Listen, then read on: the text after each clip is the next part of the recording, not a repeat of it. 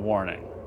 The following documentary contains images of graphic violence and may not be suitable for all audiences. Viewer discretion is advised.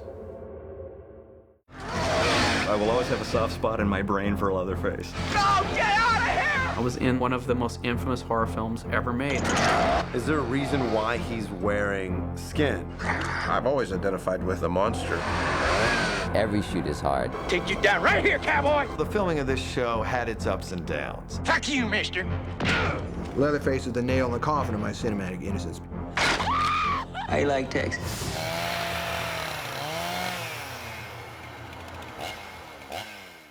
Ed Gein was one of the most notorious serial killers in American history. Ed was like the four-star guy before Manson. Everybody knows who Manson is now. Not that many people know who Ed is, but the people who know who Ed is know because he was notorious for being one of the first serial killers who was really jumped on by media. Isn't he the guy that went and got all those people and cut them up and put on their skin and danced in the moonlight wearing their skin? Almost a stereotypical mama's boy gone nuts. There is one absolutely notorious photograph, a decapitated, gutted body that they found when they raided his house. Where the woman's hanging upside down and killed like meat. They found body parts in the fridge, stuff on the stove, a belt made out of nipples. He would literally dig up corpses and take various body parts from them. When they apprehended him, he was never violent, he never had episodes. He just had this little bit of aberrant programming. He lived with his elderly mother. So basically, if that all sounds kind of familiar, it was kind of the de facto model for Psycho. Once upon a time, a little boy named Robert Bloch wrote a book called Psycho, and it changed everything. The reason that Psycho is a watershed horror film is because Psycho is one of the first movies to say, the guy standing behind you, that nice, normal, local boy at the supermarket can grab a giant kitchen implement and stab you to death for no reason that you'll be capable of understanding. That was the point at which the monster face became our face. The thing that fascinated Bloch about Gein was that this guy, who looked completely normal and was a local person that everybody knew, could conduct this activity for an extended period of time without being detected or caught or anybody having any idea that it was going on. He's the horrible, horrible man that that Leatherface is based on. This character was actually founded on the Ed Gein myth. When Toby was younger, like Robert Bloch, he had also heard stories of Gein. Toby, being a good old Texas boy, decided to transplant just kind of the basic elements of the story to his stomping ground and birth the family from his image of like a solitary murderer doing this. What if we make him a whole nice little post-nuclear family unit? I remember the first time I saw Texas Chainsaw Massacre, and someone was telling me about it, and I'm thinking, this is really going to be unwatchable.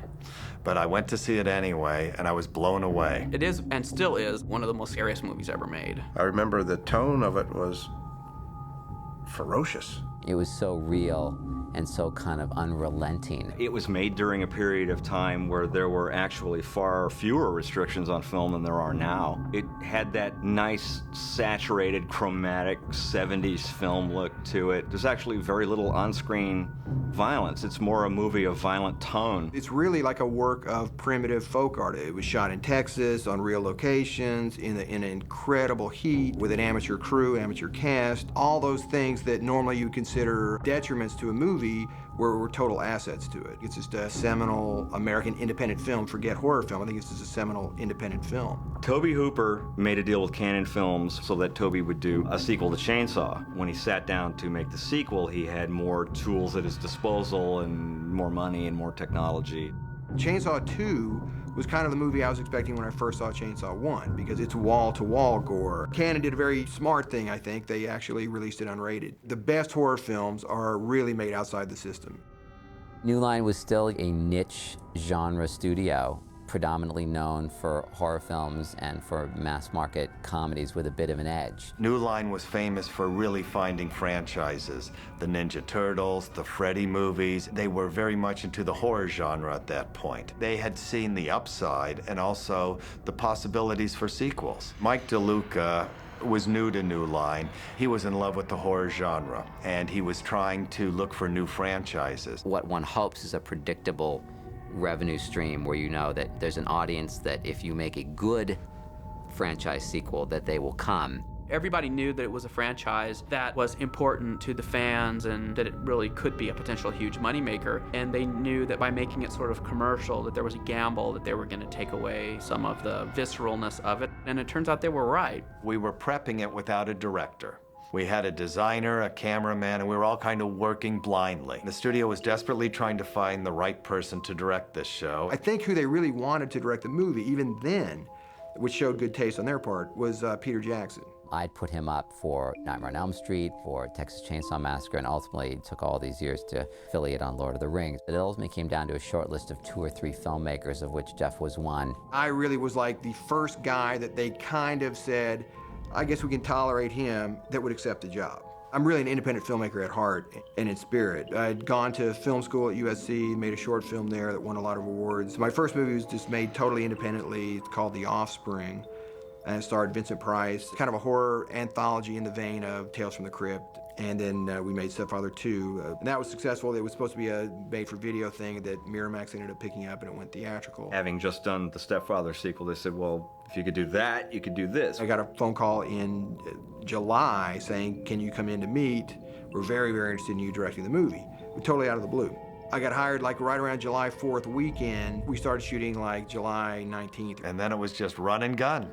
The frustrating thing doing a sequel like that is the expectation and the idea that the film can't function just as a film. It's got to function as a kickoff to more films. Michael DeLuca knew a writer by the name of David J. Scow, who was known as a splatterpunk novelist and wrote these really great, very scary books. The thought was that we could build a really terrifying script around David that he could write. The idea was to make a really straight-ahead, you know, terrifying horror film. I wanted it more serious and more nasty. Just kind of tip the hat, but not Xerox the first movie. Hey, get you. Yeah, get you good. In some ways, it was kind of uncomfortably close to the first movie. What I did like about it was old school nastiness. When I first read the screenplay, I was shocked at how violent it was and how tough it was. Once they said, what would you do with Leatherface? I went back and I watched the first film closely, and I said, what are some things that I can draw out of this and maybe build a new story out of? And the first notion was to get rid of the remnants of the original family immediately, because I wanted Leatherface to have a kind of adopted nuclear family based on the idea that like sensibilities had kind of attracted each other. You know, they wound up with this little core group of new misfits.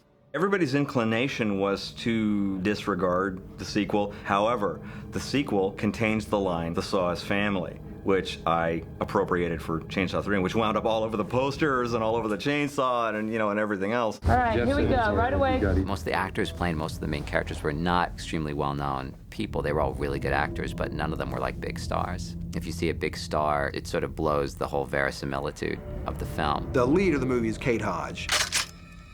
Pretty goddamn good, you backwoods motherfucker. The thing about a scream queen is that you want someone who will not get on your nerves. You don't want to say, I want her to go. So you really have to find someone who is sympathetic. She was constantly covered in sticky blood. She was chained up, nailed up, had nails in her hands. Any way to abuse her, she was abused. I spent a great deal of my acting career getting killed. I was killed by Jason Voorhees. I was killed by Freddy Krueger and killed by Leatherface. I was killed by all of them, except for Michael Myers. I never ran into him. Gotta fry that sucker if they find him. I look good crying and running. Or holding a crowbar saying, you know, if I don't come back in 10 minutes, climb out the window and run as fast as you can. Just drive! Clear! Ken Foree, I wanted to put in the movie because I was a big fan of Dawn of the Dead. How many? We don't know. 2, maybe more.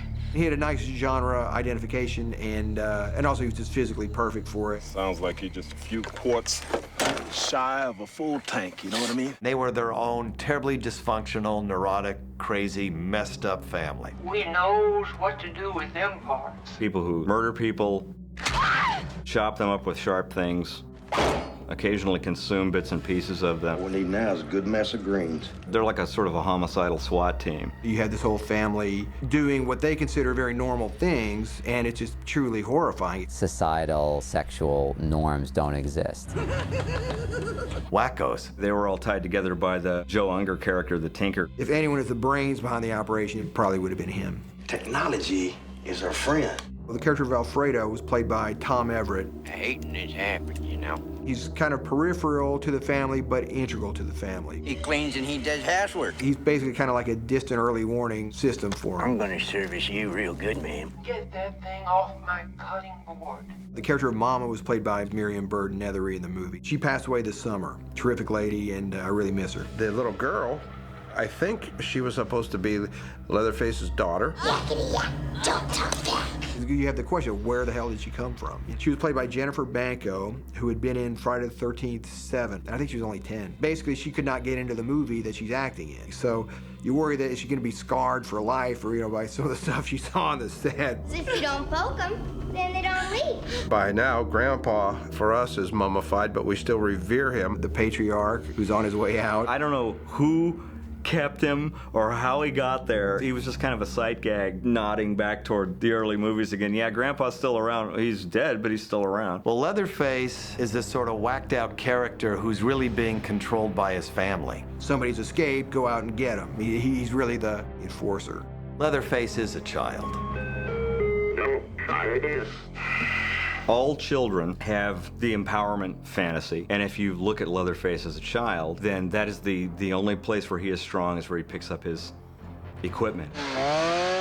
He was kind of childlike in the first movie. In this movie, he's kind of a rebellious teenager type. I had a guy in mind that I wanted to bring in, a guy I'd known, this R.A. Mihailoff, who had been an actor in my student film, and he was just perfect for it in terms of just the physicality of it, and he loved horror films. Look at these cannons, my man. It's very easy to create the character when you have the mask and the costume and the chainsaw in your hand, and your hands are covered with blood. That goes a long, long way. It pretty much takes on an organic life of its own. It doesn't need a lot of introspection. I wish you'd call me Tex. Well, Tex is kind of the most normal looking of the bunch. Tex was played by Viggo Mortensen. Viggo went in and he screwed the audition up. You wanna go for a headshot or what? The audition, admittedly, wasn't so hot. I like liver. And they didn't cast him. Appears we get the weight spell on you. We actually cast someone else. I'm sorry, boy. God damn it, I'm sorry. We started rehearsals and they didn't like him. 3 days before shooting, 2 days before shooting, he booked a commercial. And Viggo goes, they just called me, I'm gonna do the movie. He was willing to do anything on our movie. All right, here we go, right away. We covered him in blood. He's the one who has probably the goriest death scene. Viggo's just so intense and immerses himself totally in every role. Viggo's one of those actors, he would offer you all this stuff, and it was your choice to take. And just twitch. Just twitch. Just twitch. Just twitch. Tex's ambivalent sexuality, because he does show up in the apron at one point, is just an echo from the first movie. He painted his fingernails. You get the feeling that the whole cowboy thing is kind of a facade. He's got a sort of a wild look, and I remember that clearly even at the time, although I had no idea who he was beyond just the fact that he was playing that role. Little did we know that we would all affiliate again later on Lord of the Rings. Our production was a traditional low-budget production. We creatively adjusted the script to meet within our financial parameters. We decided to shoot this in California, actually in the LA area, because it was cheapest. California. I think that's one of the big decisions that was made before I came on that makes this movie kind of stand out because it's the only one to date that wasn't shot in Texas. It was easier to control and to manage the film here in California than in Texas. Everything we needed was here. For the kind of movie it was a relatively short shoot. It was like a 30-day shoot. They'd already built sets. I had the designer, the cameraman, and Jeff go out to the location, and they spent days and days walking through every single shot so we could be as prepared as possible. Unfortunately, we couldn't prep too much of the second 2/3 of the movie because the set wasn't built. A lot of the interiors of the house were practical interiors because there wasn't any time to build sets and shoot them anywhere else. The bulk of the movie was shot at the Newhall Ranch, which is basically in the shadow of Magic Mountain. There's a few scenes in the movie where I'm not kidding, you can hear screams from the roller coaster. We were almost dead between the sets for Tour of Duty and China Beach.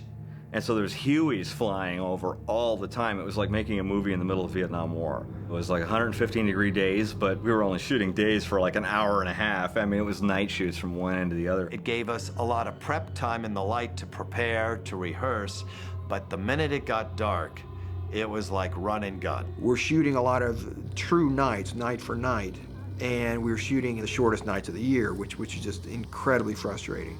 We had a lot of bizarre issues on this. At one point, the whole Valencia area caught on fire. We were fortunate in that we were shooting nights, so the areas that did burn down, you couldn't see them. We made sure not to light them. I always remember the Leatherface mask from the first movie being, to me, the most realistic, because it really did look like stretched skin. I'm working with Tobe Hooper right now, and I asked him where he came up with the whole idea of Leatherface. He had gotten the Leatherface concept from a guy he knew who was a medical student who actually wore a cadaver's face to a Halloween party once. And he said it was the singular most disturbing thing he had ever seen in his life. So much, in fact, that he never forgot about it. It's sort of like the same way we regard Michael Myers or Jason. It's not really what they look like underneath the mask, but what that mask characterizes. What we wanted it to do was still be identifiable as the original mask, but have a modern look. They did a lot of sketching, they did prototypes. It really became sort of a mosaic of different pieces, trying to really come up with exactly what the look was. It's a little nastier, a little harsher, a little more initially scary, I think, when you first see it. And the teeth, just the facial look of Leatherface, I think is initially a little more viscerally scary than the other two movies. I like the look we ended up getting. You saw what? A chainsaw. We actually had made many saws on a very tight budget, and Bob Shea said, nope, throw them all out, we're redoing them, and he came up with this concept. He really wanted it to stand out and to be something different. To hell with it, let's just do the ultimate Cadillac chainsaw. You like it, don't you? This is the biggest chainsaw you can get. With the 3-foot bar, the big one, it's approximately 80 pounds. If anybody remembers anything about the movie, that's always one of the things they remember. To have a person hold a real chainsaw inches from your head 12 hours a day, there were times where I would drive home just like, I could hear that thing in my sleep. From the get-go, you got the feeling they didn't really like Jeff. This was difficult, and there was always the requisite share of drama and teeth gnashing that always occurs, but I don't recall anything so severe. I would overhear conversations of them coming down hard on him for the smallest of things. Jeff, being a good director, was always trying to push the envelope and do as much as he could, and we obviously wanted to support him as much as we financially could afford. For me, it was just constant pressure. It was tremendous pressure on the production to keep things moving with very little money and very little time. When production is leaning on you, it's a whole nother level of pressure, and it never goes away because they're there all the time. He handled it with us amazingly. You had to look for it, that there were problems. Towards the end of the show, the studio would not extend the amount of shooting time. Sorry, Tex. We're on a pretty tight schedule today. I think they thought I'd go over budget or over schedule. Things come up, and you just have to deal with them. He comes up to me and goes, I've got to see your shot list for the next week or you're fired. I sat down with Jeff, made sure he was aware that this was not a bluff, this was not a game. They would not allow this film to go over budget. I said, well, look, man, this is like week 5 out of 6 weeks. If you can't understand the style I'm shooting in and what I'm doing, I don't know what to tell you. Well, the studio made their stand and threatened to fire him. I was fired. Then I got a phone call like Sunday night, and I was rehired. Within those 2 days, they couldn't find a director that they wanted to replace me with. Jeff rose to the plate, agreed to make the necessary compromises, which was really about time, and came in and finished the movie.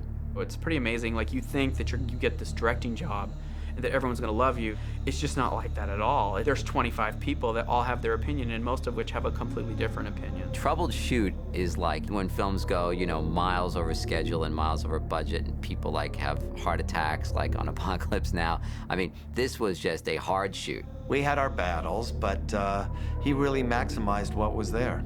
The film can never be yours, and that's the thing. And that was probably my mistake in the movie, trying to have it be mine when it never could be. We're mixing the movie, let's say, late September, and it's literally coming out in 1,000 some odd theaters. I'd been left alone, more or less, during the editing of it. Basically, the second in command at the time hated the movie, hated the script, hated the idea of making it, hated everything about it, and was, I think, very offended by it. I think I'm gonna barf. When you work at a company which making, 10 or 15 films a year, it's inevitable that there are certain films that you're not going to, take to. There'll certainly be people who want nothing to do with a movie like this. Just like there are many people who you couldn't drag to the theater to see this movie. Of course it's going to offend people. That's kind of the raison d'etre of a horror film. Literally grab me by the lapels and going, look, you're mortal, your body's worth maybe $8 worth of chemicals, you could be dead at any moment. It's an affront. And that's what some people love about horror films. There's a hardcore audience out there that really wants to spare no punches. They don't want you to cut away from the gory scenes. They want to see the gruesome stuff. So we had this test screening in Burbank, one of those focus group things. He got pretty good marks, the audience was digging it. The head of foreign was there, and he goes, you realize this would be banned in every country. From that moment on, it was over. The film is going to have to be released overseas. So to the extent you push the envelope while directing the movie, you just know that you've got to find artful ways around it in the editing of the movie. It was so depressing. It was like, this goes, this goes, this goes, this goes. What the hell is that? What the hell is that? Is that good filmmaking? No. He knew he was obligated to deliver an R rating, so it wasn't like he was being dictated to. It was devastating to me, because I'm a very sensitive guy, too, and it was just a very difficult situation to be in. And then the MPAA got involved. The ratings board had figured out what low-budget filmmakers were doing. Canon had taken the second movie without a rating. MPAA had a real chip on their shoulder anyway about this whole series, and then New Line had always had problems with the MPAA on the Nightmare movies. Our first submission to the ratings board, it got an X, and now this film had to have an R. You can't advertise it in a lot of newspapers, lots of theaters won't play it. You make films for people to see them. So the MPAA basically says there is no way in hell this movie will ever get a rating. We went back many, many times to the board where we removed scenes, we adjusted scenes, and we even got to the point where we were pulling out a frame or two at a time. Why are you doing this? It's the inevitable process of paring down. I mean, yeah, the film was violent, but we knew that when we sort of greenlit it, so there was no it wasn't like some shocking revelation. It's really the little girl who pulls the handle that releases the sledgehammer. You don't even see it hit my head. When Ken Foree opens fire, and at one point Tink raises a hand, the fingers come off, and they cut away from it. You don't even see hardly any of the blood. The girl in the beginning that has escaped Leatherface, when she gets killed, she kind of gets bisected. If you cut a film enough, it starts to bleed to death. I think Leatherface kind of turned into a bleeder. It satisfied nobody. At the time, it felt like it was like tons of gags and there was so much stuff happening. Now, looking at it, it feels really tame. We missed our release date because of that. I'm not placing the blame on any one person. It was a huge conglomeration of people that collectively fucked the film up. No, I'm kidding. Leatherface is a film that has many endings. Well, what we did is we went back for some reshoots after doing a lot of testing. We really revived some of the characters that the audience seemed to like so that they would be around for a sequel. We had a test screen in New York, and the audience liked the character of Ken Foree. So we reshot the ending. They wanted to reshoot, and they didn't ask me to reshoot it. You hate it! All of a sudden, a guy who's dead, and definitively dead, comes back to life with, not even saying it was a flesh wound, I mean, just like a Band-Aid on his forehead, after he's been chainsawed in the head. Some tales are told, then soon forgotten, but a legend is forever. DeLuca had come up with this brilliant teaser trailer, sort of Arthurian Lady of the Lake with this gigantic sword from the stone kind of moment. It was great. It came, I think, January 12th of 1990. And it was basically just dumped. January used to be the month that all these problem movies were dumped. It was not a giant whopping success. The box office was disappointing. So I called my brother, who was in Los Angeles. He goes, well, it's not number one. I go, I figured that. It's not number two. I figured that too. That's not number three. I go, well, really? It's not number three? Because we opened in like 1,000 theaters. So literally he's going down, like, it's not number five. It's not. I go, fuck, man, it's gotta be in the top 10. He goes, So if you're in a film that comes out and it's number 11, it's kind of bad, you know? It's not good. It sucks. It was not a breakaway movie as everyone had hoped it would be.